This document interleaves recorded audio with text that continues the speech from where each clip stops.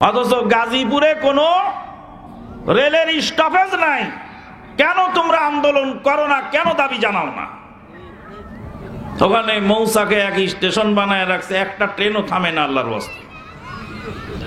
আবার ওখানে Bangabandhu hi tech park একটা স্টেশন করেছে কোটি টাকা খরচ করে, ওখানে একটা ট্রেনও থামে না। গাজীপুর আলাদেরকে অনুরোধ করব, আপনারা রেলের মহাজ পরিচালক বরাবর অ্যাপ্লিকেশন করুন যে একটা ট্রেন থামাবার ব্যবস্থা করেন। আপনার বাপ দাদার জমির উপর দিয়ে ট্রেন চলে, ট্রেনের জ্বালায় জ্বালাপালা, রাত্রে পোলাপান ঘুম থেকে লাফ দিয়ে ওঠে, আছে না এরকম? যখন জোরে ট্রেন কাঁপে, জমিন কাঁপে, তখন এখানে কোনো মানুষ ঠিক মতো ঘুমাতে পারে না। বলছিলাম বাপদাদার দোহাই দিয়ে গরুর গোশত ওরা খায় না কেন? বাপদাদা থেকে পূজা চলে এসেছে। গান্ধীজি জবাব দিলেন সাংবাদিকদেরকে, গরু হলো আমাদের মা, গরু হলো আমাদের মা, মা হলো আমাদের মাতৃদেবী গরু। মায়ের চেয়ে গরুর মর্যাদা বেশি। মা দুধ পান করিয়েছে 2 বছর, আর গরু দুধ পান করায় সারা জীবন। অতএব গরু আমাদের মা, গরু আমাদের মা। কিন্তু আমার ইসলাম কি বলেছে? ওয়াল্লাযী খালাকা লাকুম মা ফিল আরদি জামিআ। আল্লাহ পাক তোমাদের কল্যাণের জন্য পৃথিবীর সব কিছু সৃষ্টি করেছেন। গরু, ছাগল, বকরি, ভেড়া, উট, দুম্বা, গাছপালা, তরুলতা, নদ নদী, খালবিল, পাহাড় পর্বত, নিহারিকা, পুঞ্জ, আলো বাতাস, জীবজীবাণু, কীটকীটাণু আল্লাহ পাক সৃষ্টি করেছেন। সব কিছু মানুষের কল্যাণের জন্য সৃষ্টি করেছেন। আর মানুষকে সৃষ্টি করেছেন কেন? ওয়ামা খালাকতুল জিন্না ওয়াল ইনসা ইল্লা লিয়াবুদুন। সনাতন পন্থী এক লোককে বলেছিলাম লালমনিরহাটে এসে আমার সঙ্গে বাহাস করবে, তাহলে তোমার বিদ্যাটাকে মাফি, তারপর তোমার সঙ্গে বাহাস হবে। কি বিদ্যা? বললাম তোমার ধর্মে গরুর গোশত খাওয়া হারাম, কিন্তু গরুর চামড়া দিয়ে জুতা বানাইলে পড়তে লাগে বড় আরাম।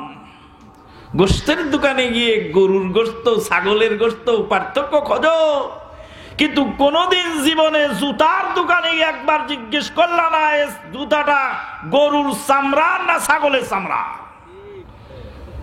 কথা কি বোঝা যায়? তাহলে বাপ দাদা গরু খায়নি, তাই আমিও গরু খাবো না। এটার নাম হলো তাকলিদ, এটার নাম হলো বাপ দাদা পূজারি। আমাদের মুসলমানদের মধ্যেও এরকম আছে। আল্লাহর নবীর চাচা আবু তালেব, তিনি ইসলাম গ্রহণ করার জন্য চেষ্টা করছিলেন। আল্লাহর নবী চাচাকে অনুরোধ করলেন, চাচা আপনি একবার আমার সঙ্গে কালেমা পড়ুন। কিন্তু চাচা কালেমা পড়েননি।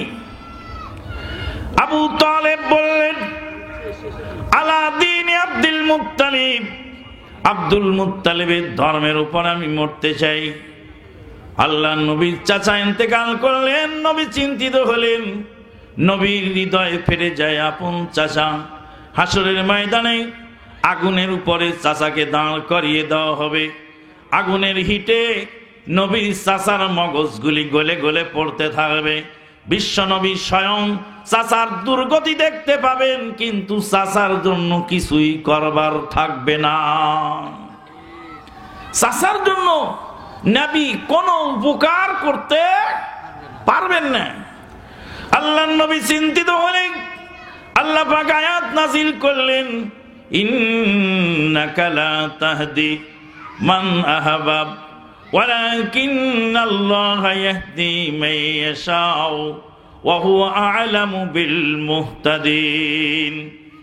আল্লাহর নবীকে আল্লাহ পাক বললেন, হে নবী, নিশ্চয় আপনি যাকে ইচ্ছা হেদায়েত করতে পারেন না। আল্লাহ যাকে ইচ্ছা তাকে হেদায়েত করেন। আল্লাহ রাব্বুল আলামিন জানেন কে হেদায়েত পাবে এবং পাবে না। এই জন্য দেখা যায় যে সাধারণ মানুষ, রিকশাওয়ালা, কুলি, মজুর, রাস্তার ঝাড়ুদার, তারা সঠিক দিন বুঝে আহলে হাদিস হতে পেরেছে, কিন্তু 43 বছর বুখারী পড়াবার পরেও তাদের বুঝ হয় না, তারা মুসলমানদেরকে ইহুদির দালাল বলে। আল্লাহ পাক বললেন, আমি তাদেরকে বললাম তোমরা নেমে যাও।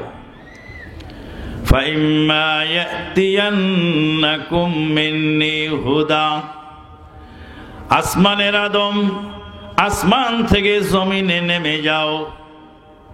যেই কোম্পানি মেশিন বানায় সেই কোম্পানি ক্যাটালগ দেয়, যেই কোম্পানির মেশিন সেই কোম্পানির নিয়ম অনুযায়ী চালাতে হয়, যেই কোম্পানির মোবাইল ফোন সেই কোম্পানির ক্যাটালগ অনুযায়ী সেই মেশিন চালাতে হয়। আসমান থেকে আদম আলাইহিস সালামকে এবং মা হাওয়াকে দুনিয়ায় পাঠালেন। আল্লাহ পাক বললেন, আসমান থেকে আমার হেদায়েত যাবে, ওহির বিধান যাবে। ওহির বিধান অনুযায়ী তোমরা যদি আমল করো তাহলে তোমাদের ভয় নাই, চিন্তাও নাই। ফাইম্মা ইয়াতিয়ান্নাকুম মিন্নি হুদা ফামান তাবিআ হুদায়া ফালা খাউফুন আলাইহিম ওয়ালা হুম ইয়াহজানুন। আসমান থেকে মানুষ এসেছে, সেই মানুষ আসমানি সিলেবাসে আসমানি ক্যাটালগে চালালে চলবে। আর যদি জমিনের ক্যাটালগ দিয়ে আসমানের মানুষকে চালানো হয় তাহলে সে মানুষ জ্বলবে। সম্মানিত উপস্থিতি, আমাদের বাবার নাম আদম আলাইহিস সালাম, আর বাপের বাড়ি হলো জান্নাত। কোথায়? জান্নাত। সেই বাপের বাড়ি কি আমরা ফিরে পেতে চাই? বাপের বাড়িতে ফিরে যেতে হলে ফাইম্মা ইয়াতিয়ান্নাকুম মিন্নি হুদা, আসমানের মানুষ, জান্নাতের আদম সন্তান জান্নাতে ফেরত যেতে হলে কোরআন সুন্নাহ ফলো করলে জান্নাতে ফেরত যাওয়া সম্ভব। জান্নাতি আদম সন্তান, জান্নাতের আদম সন্তান জান্নাতে ফেরত যেতে হলে কি মানতে হবে? ফামান তাবিআ হুদায়া ফালা খাউফুন আলাইহিম ওয়ালা হুম ইয়াহজানুন। কয়েক বছর আগে নেপালের ত্রিভুবন এয়ারপোর্টের নাম ত্রিভুবন এয়ারপোর্ট, নেপাল। নেপালের সেই যে রাডার স্টেশন, সেই রাডার স্টেশনের সঙ্গে বিমানের যোগাযোগ কি হয়ে গেল? বিচ্ছিন্ন হয়ে গেল। রানওয়ে নেপাল ত্রিভুবন স্টেশন থেকে বলল, তুমি এত নম্বর রানওয়েতে নেমে যাও। যোগাযোগ বিচ্ছিন্ন হওয়ার কারণে পাইলট বুঝতে পারল না, যেই লাইনে বিমান দাঁড়ানো ছিল সেই লাইনেই ঢুকে পড়ল। বিস্ফোরণ হলো, দুর্ঘটনা ঘটল, অসংখ্য মানুষ মৃত্যুবরণ করল। রাডার স্টেশনের সঙ্গে বিমানের পাইলটের যদি যোগাযোগ বিচ্ছিন্ন হয়ে যায়, বিমান যেমন সঠিক জায়গায় ফিরতে পারে না, আল্লাহর আসমানি সিলেবাসের সঙ্গে যদি জমিনে মানুষের চলাচল যদি বিচ্ছিন্ন হয়ে যায়, আসমানি সিলেবাস যদি না মানে, দুনিয়া আখিরাত ধ্বংস হয়। কোরআন সুন্নাহ না মানলে দুনিয়া ধ্বংস হয়, আখিরাতও ধ্বংস হয়। একটা হাদিস বলি, বুঝার চেষ্টা করেন। আল্লাহর নবী সাল্লাল্লাহু আলাইহি ওয়াসাল্লাম বলছেন, তোমার পেটকে 3 ভাগে ভাগ করো। 1 ভাগ খাদ্য দাও, 1 ভাগ পানি দাও, আর 1 ভাগ বাতাসের জন্য খালি রাখো, যাতে নিঃশ্বাস নিতে কষ্ট না হয়। তখন খাবার খেতে খেতে খেতে খেতে হলকুম পর্যন্ত এলো, কিন্তু আর পানি দেওয়ার জায়গা নেই। পানি যদি না খাওয়া হয় তো কিডনি কি ঠিক থাকে? তো কিডনি ড্যামেজ হবে আমার আপনার না, যারা কোরআন হাদিস মানে না তাদের। কোরআন হাদিস যারা মানে না তাদের অবশ্যই বিপর্যস্ত হতে হবে দুনিয়া এবং আখেরাতে। কেন? সে পেট ভরে খানা খেয়েছে কিন্তু পর্যাপ্ত পানি পান করেনি, আর পানির অভাবে তার কিডনি কি হয়ে গেছে? ড্যামেজ হয়ে গেছে, নষ্ট হয়ে গেছে। নষ্ট হয়ে যাওয়ার কারণে, একটি হাদিস না মানার কারণে তার জীবনে বহু রকমের রোগ শোক জন্ম নিয়েছে। فَإِمَّا يَأْتِيَنَّكُم مِّنِّي هُدًى فَمَن تَبِعَ هُدَايَ فَلَا خَوْفٌ عَلَيْهِمْ وَلَا هُمْ يَحْزَنُونَ। আসমান থেকে আল্লাহ কি নাজিল করেছেন? আসমান থেকে কি নাজিল করেছেন? কোরআন নাজিল করেছেন। আর হাদিস কোথা থেকে এসেছে? আল্লাহ নবীর বাড়িতে হাদিসের ফ্যাক্টরি ছিল, সেখান থেকে তৈরি হতো নাকি? মাগরিবের আগে ওটাই বলেছিলাম, ওমা ইয়ানতিকু আনিল হাওয়া ইন হুয়া ইল্লা ওয়াহয়ুন ইউহা। মুহাম্মদ সাল্লাল্লাহু আলাইহি ওয়াসাল্লাম হারগিজ না গুফতে তা না গুফতে জিবরাইল, জিবরাইল হারগিজ না গুফতে তা না গুফতে কিরদেগার।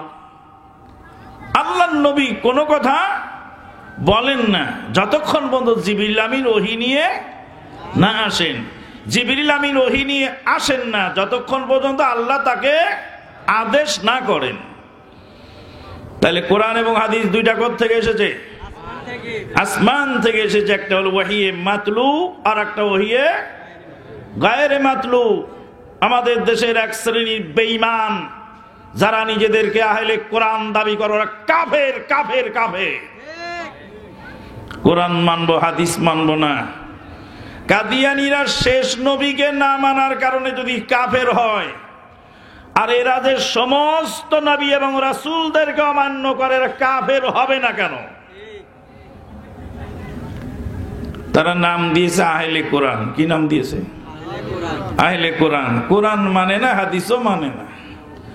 আল্লাহ রাব্বুল আলামিন বলেন, ওয়ামা আতাকুমুর রাসূলু ফাখুযুহু ওয়ামা নাহাকুম আনহু ফান্তাহু। রাসূল যেটা দেন সেটা গ্রহণ করো, রাসূল যেটাতে বারণ করে সেটা থেকে বিরত হও।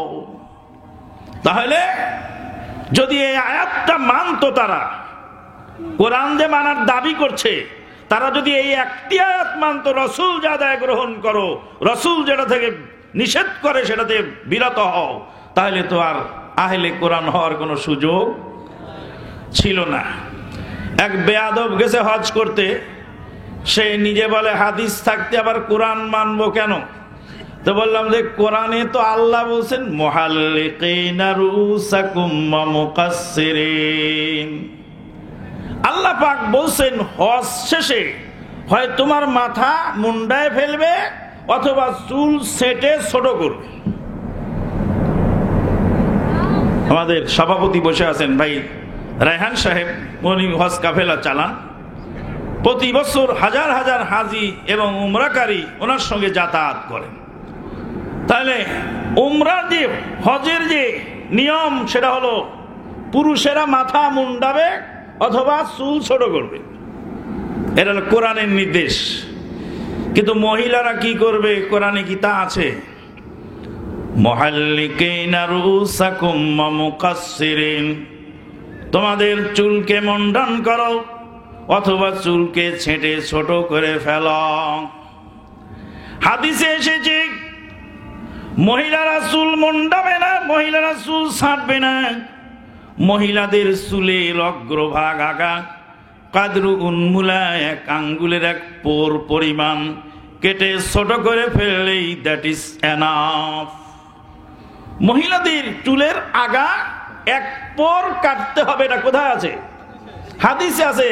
তো বললাম বেটা, হাদিস যদি তুই না মানিস, তোর বোর চুল এবার কামা। বোর চুল কামাতে পারবে নাকি? কামায় ওরা? তোর বোর চুল কামিয়ে দে, কারণ কোরআনে তো চুল কামাবার কথা আছে। কথা কি বোঝা যায়? আল্লাহ রাব্বুল আলামিন বলেন, হুররিমাত আলাইকুমুল মাইতাতু ওয়াদ-দামু ওয়া লাহমুল খিনজির, তোমাদের জন্য মুর্দা হারাম, রক্ত হারাম, শুকরের গোশত হারাম। মরা প্রাণী খাওয়া হারাম কোথায় আছে? কোরআনে। মরা মাছ খাওয়া হালাল কোথায় আছে? সোনামণি একটু ভালো করে বলো। মরা মাছ খাওয়া যাবে, কোরআনতে প্রমাণ করো। মরা মাছ খাওয়া হালাল। সহিহ জামিউস সাগীরের মধ্যে হাদিস এসেছে, আল্লাহর নবী বলেন আমাদের জন্য 2 প্রকার মুর্দা হালাল আর 2 প্রকার রক্ত হালাল। 2 প্রকার রক্তের মধ্যে 1 প্রকার রক্ত হলো ফাল কাবিদু ওয়াত তিহালু। কাবিদ মানে হলো কলিজা, আর তিহাল বলা হয় তিল্লি। কলিজা এবং তিল্লি এই 2 পর রক্ত হালাল। ওয়াম্মাল মাইতাতানি ফাল জারাদু ওয়াল হুত। 2 প্রকার মুর্দা হালাল। 1 প্রকার মুর্দা হলো পঙ্গপাল, আর 1 প্রকার মুর্দা হলো মাছ। এবার কোরআন খোলো, কোরআনে বলছে মরা জিনিস খাওয়া হারাম, হাদিসে বলছে মরা মাছ হালাল। তুমি কোরআন মানবে, হাদিস তো মানবে না। এবার ফতোয়া দাও মরা মাছ খাওয়া হারাম। সাতক্ষীরার এক মুফতিকে বলছিলাম, বেটা মুফতি, তুমি যদি মরা মাছ হারাম ফতোয়া দাও, তোমার মতো মুফতিকে দুরুস্ত করার জন্য আমানুল্লাহ মাদানিকে ঢাকা থেকে আসতে হবে না, এদেশের মাছের ব্যাপারীরা তোমার কিলায় সুদা করে ফেলবে। মাছের ব্যাপারীরা ছাড়বে নাকি? কোন মুফতি যদি বলে বাবা মরা জিনিস হারাম, কোরআনে বলছে আর হাদিসে বলছে মরা মাছ হালাল, আমি কোরআন মানি হাদিস মানি না, অতএব মরা মাছ হারাম, দেশের মাছের ব্যাপারীরা ওই মুফতিকে কিলায় সুদা করে ফেলবে। কোন দিকে যাই পড়ে আছি গোলক ধাঁধাতে, ওহির দাওয়াত নিয়ে আজি তোমরা আবার কে? ইসলামী দল হালি হালি, ইসলামী দল হালি হালি ফেরকা করেছে। আমি কোন দিকে যাই পড়ে আছি গোলক ধাঁধাতে, ওহির দাওয়াত নিয়ে আজি তোমরা আবার কে? ওরা বলে খুঁটি নাটি ছেড়ে তোরা ঐক্য হতে আয়। তোমার দাবি ওহির বিধান মানবে না, তাই খুঁটি নাটি কয়। ভেঙে চুরে দিয়ে যত রসম রেওয়াজকে, মোরা মোহাম্মদী, মোরা আহলুল হাদিস, নবী মোদের মোহাম্মদ সাল্লাল্লাহু আলাইহি ওয়াসাল্লাম সেই তরিকাতে, অন্য নামে নাম তাই রাখিনি রে। ওহির দাওয়াত নিয়ে ঘুরি দারে দারে। বরিশাল গেছিলাম ওয়াজ করতে, এক চেয়ারম্যান এসে জিজ্ঞেস করলেন আপনাদের পীরের নাম কি, আপনাদের তরিকার নাম কি? বললাম আমাদের তরিকার নাম মুহাম্মাদি তরিকা, আর আমাদের পীরের নাম মুহাম্মাদুর রাসূলুল্লাহ সাল্লাল্লাহু আলাইহি ওয়াসাল্লাম। বললেন আপনার পীরকে আপনি দেখেছেন কিনা, নবীকে দেখেছেন? আপনি বলেন নবীর তরিকা মানি, নবী দেখেছেন কিনা? বললাম আপনি আব্দুল কাদের জিলানির তরিকা মানেন, আপনি কি আব্দুল কাদের জিলানিকে দেখেছেন? আপনার পীরকে আপনি দেখেন নাই, আমার নবীকেও আমি দেখি নাই। আপনি না দেখা পীর মানেন, আমি না দেখা নবীকে মানি। কিন্তু আপনার পীরের কথা কোনো গ্যারান্টি কার্ড সহ নাই, কিন্তু আমার নবীর কথা প্রতিটা হাদিসের সত্রে সত্রে গ্যারান্টি সহ দেওয়া আছে। বললেন তাহলে বুঝলাম আপনাদের বাবা নাই, যার পীর নাই তার বাবা নাই, পীর যার আছে তার বাবা আছে। বললাম বাবা আছে গো চেয়ারম্যান সাহেব, তবে পরিমাণে কম। বাবা আছে কিন্তু পরিমাণে কম। কারো আছে দয়াল বাবা, কারো আছে ল্যাংটা বাবা, কারো আছে খাজা বাবা, আর কারো আছে সাহালি বাবা, কারো আছে অমুক বাবা তমুক বাবা। আমাদের বাবা হলো একজন। বাবা আমাদের কয়জন? একজন। হিন্দুদের মা বেশি আর মুসলমানদের বাবা বেশি।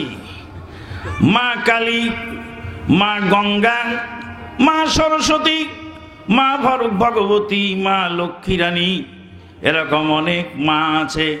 ওদের মায়ের সংখ্যা বেশি আর আমাদের বাবার সংখ্যা বেশি। মুসলমানদের এক শ্রেণী, মুসলমানদের বাবার সংখ্যা বেশি।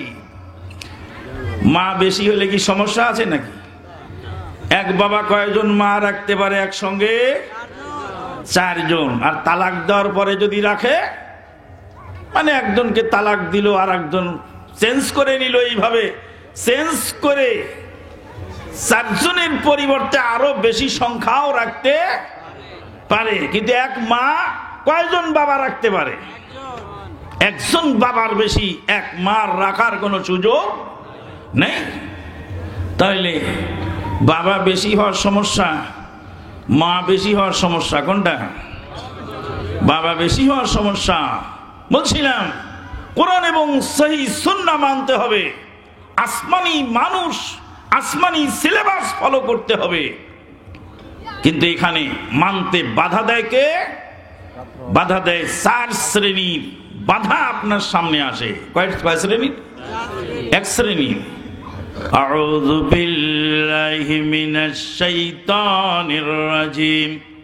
وَإِذَا قِيلَ لَهُمُ اتَّبِعُوا مَا أَنزَلَ اللَّهُ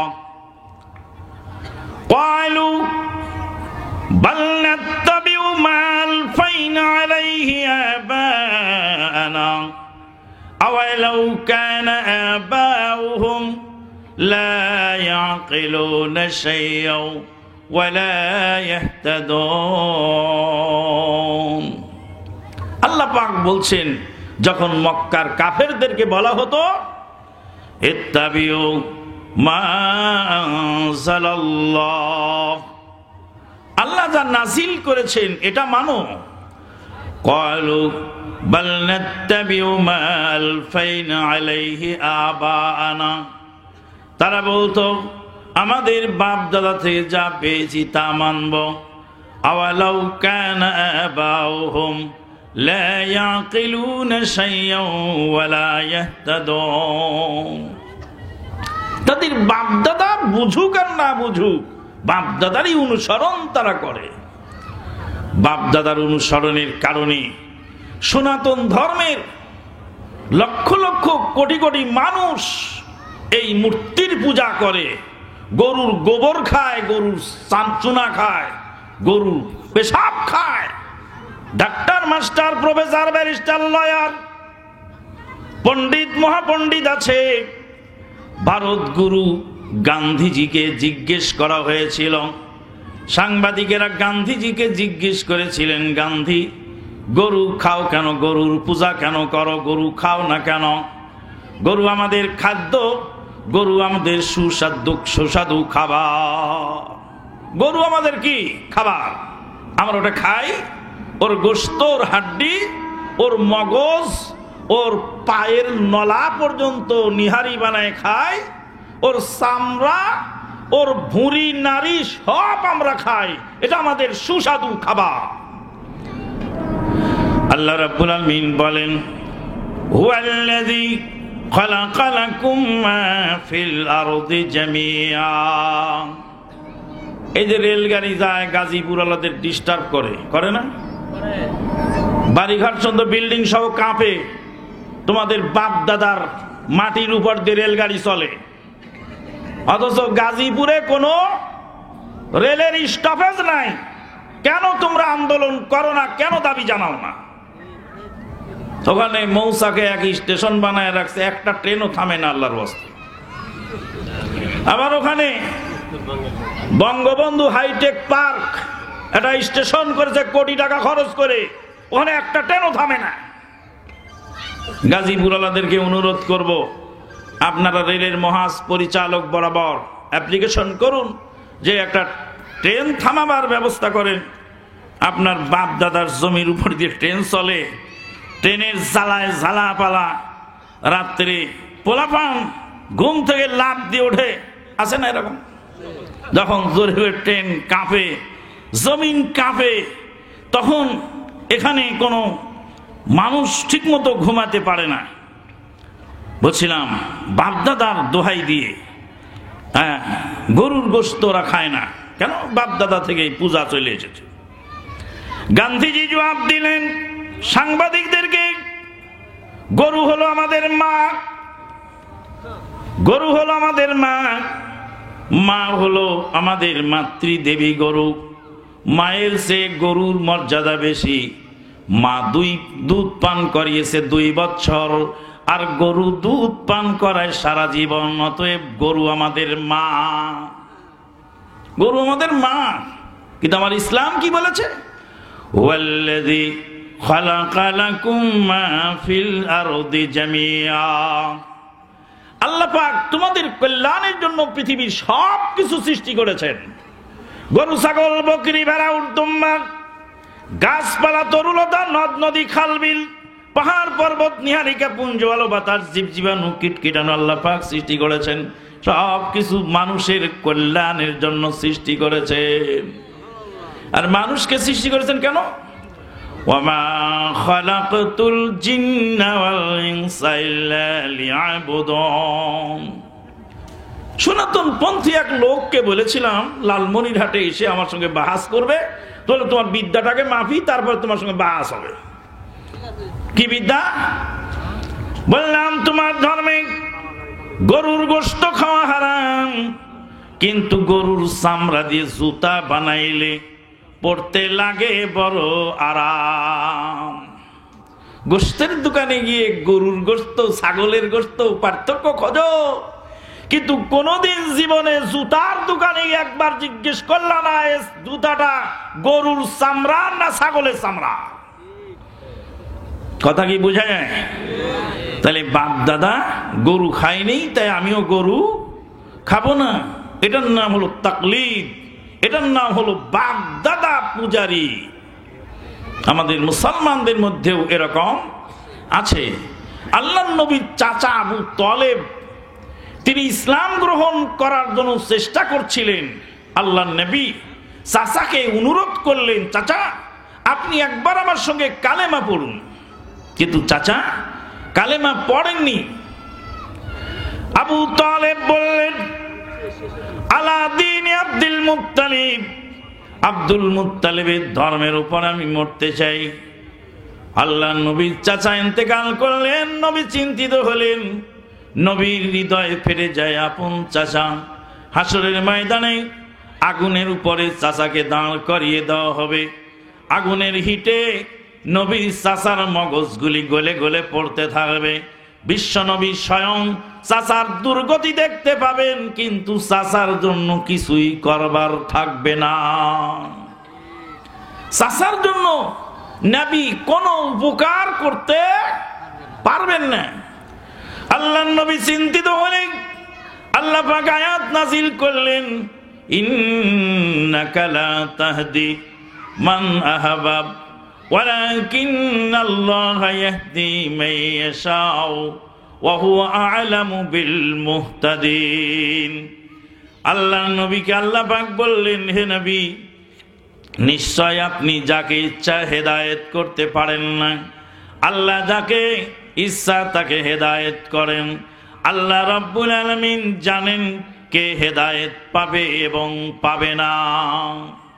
এই জন্য দেখা যায় যে সাধারণ মানুষ, রিকশাওয়ালা, কুলি, মজুর, রাস্তার ঝাড়ুদার, তারা সঠিক দিন বুঝে আহলে হাদিস হতে পেরেছে।